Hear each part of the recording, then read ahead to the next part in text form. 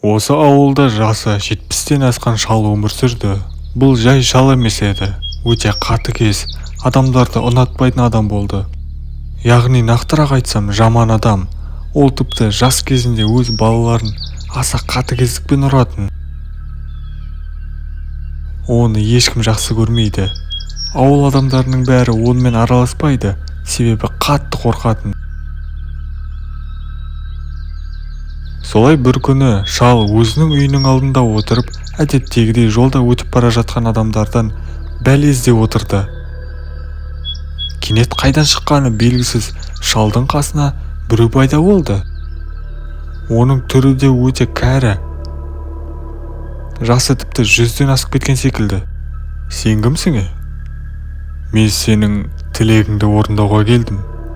Бірақ тілегіңді орындамастан бұрын маған мынаны беру керексің. Қазір менің киімімді ме, әлде сен жанымды мегзеп тұрсың ба? Бәрін алдап үйреніп қалған шал осы жерде де бейтаныс адамды алдағысы келді. Яғни нақтырақ айтсам, мәңгілік жастық шақ сұрағысы келді. Сол кезде ол ешқашан қаза болмай, ішкі жанын қара киімдегі шалға бере алмайды. Сөйтіп шал өз тілегін айтады. Өмір бақи жап-жас адам болып жүргім келеді. Сонда мәңгілік жас адам кейпінде қалғың келе ме? Иә, дәл солай. Жақсы, солай-ақ болсын. Маған не болады енді?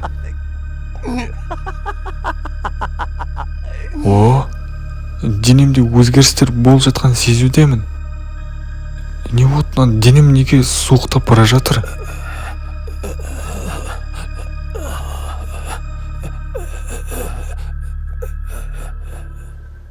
Бека деген бригадир өмір сүрді.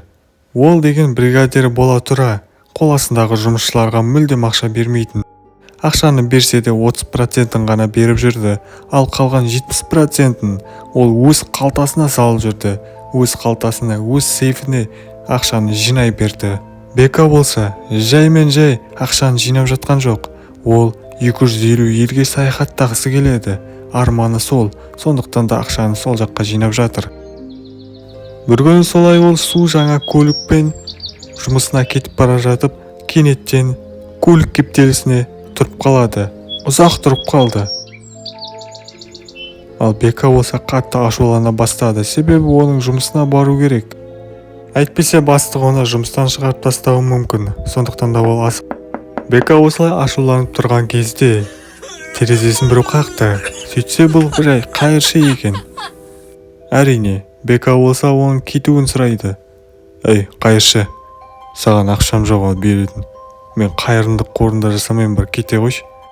Қайдағы ақша, жас бала? Мен сенен ақша сұрағым келіп тұрған жоқ. Мен саған қайта ұсыныс тастағым келіп отыр. Ақша ататын ұсыныс. Мынауың не етіп кетті? Сен қайыршы емессің бе? Солай Бека оның үстінен күле кетеді. Мені жарат екен ғой, қуасың ба? Ұсыныс дей ма? Қайыршыларда ұсыныс тастайтын болған ба? Кенеттен жаңағы шал қалай екені белгісіз Беканың көлігінің ішінен шығады.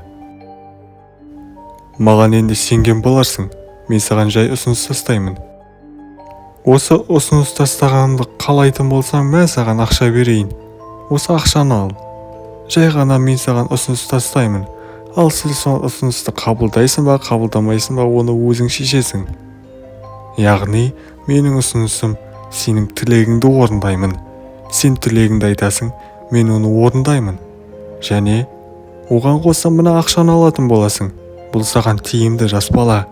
Айтайын, көп адамды осы уақытқа дейін ақша беріп байытып жіберген болатынмын. Сенің бұл мүмкіндігін. Кел, мына жерде $10,000 бар.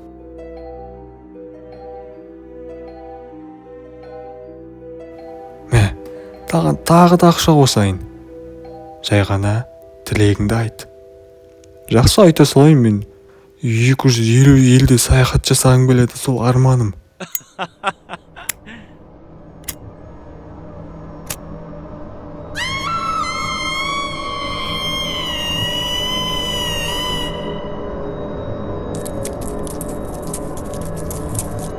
Осы жағдайдан кейін әртүрлі мемлекетке, әр адамға бір адамның бұлшық еттері, денесі келіп жатырды. Және осы дене кім екенін біліп тұрған боларсыздар.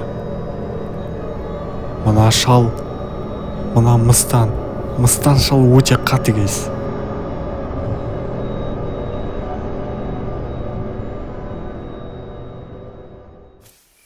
Осы оқиға бірнеше жылдар бұрын басымнан өткен еді.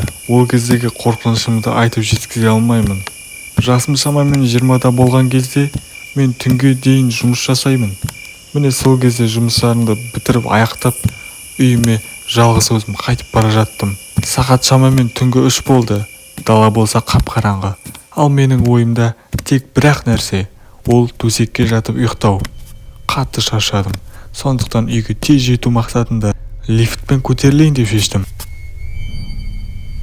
Лифт есігі ашылғанда, ішінде бір түрлі адам маған қарап күліп тұрды.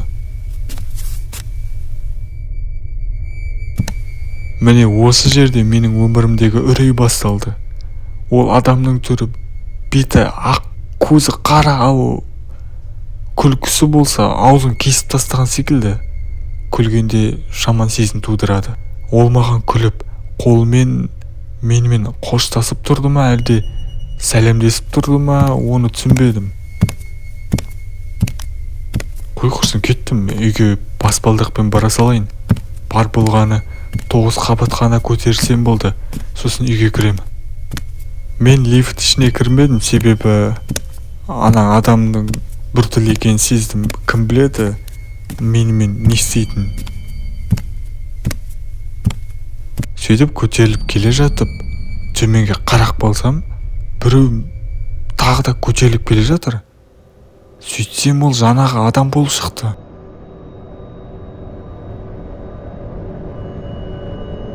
Ол дауыс шығармай менің артымнан келе жатқанға ұқсайды. Бірақ мен оған қараған сәтте, мен оны байқап қойған сәтте, бұл адам бір орында тұрып қалды.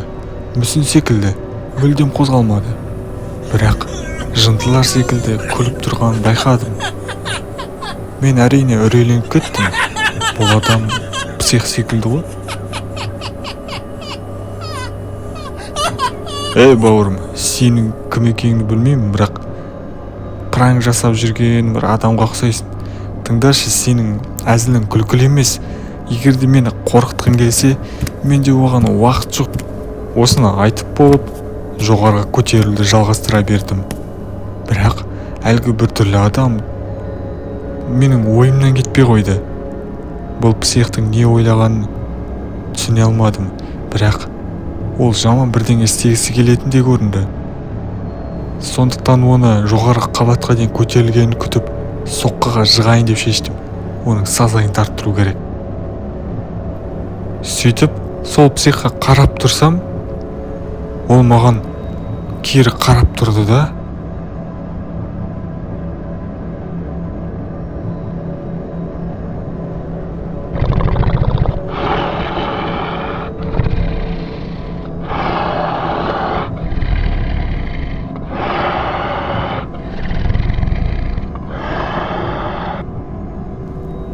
жерге секіріп кетті.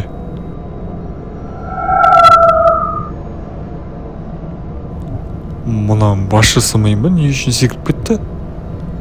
Мен болсам оны күтіп ұруға дайын тұрсам, солай мен қатты паника ұстай бастадым.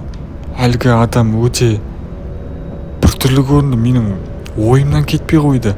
Оның түрі, маған қарап тұрған түрі өте жаман. Осылай шок болып тұрсам, менен жоғарғы баспалдақ үстінен біреудің жылап тұрғандай дауыс шығады. Қарақ болсам, жаңағы жынды адамды көрдім. Ол маған қарап таңғалып тұрғандай, түрі әрине өте қорқынышты, айтып жеткізе алмаймын.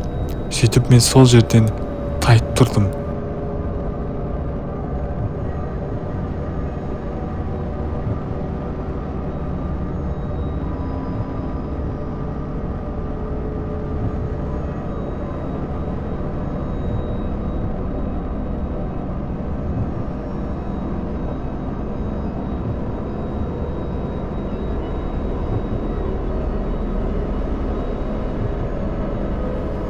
Қашып кеттім солай. және далада тұрып полиция шақырдым. Бірақ полиция есінен адасқан адамды таба алмады. Ол жоқ болып кетті. Ал мына оның түрін ұмыта алмайтын секілді. Мына түрді басы тақырбас, бетін кесіп тастаған ба, осым арнаға тіркеліп кетіңдер, және де лайк басыңдар. Қолдап кетіңдер мені, ал жақсы.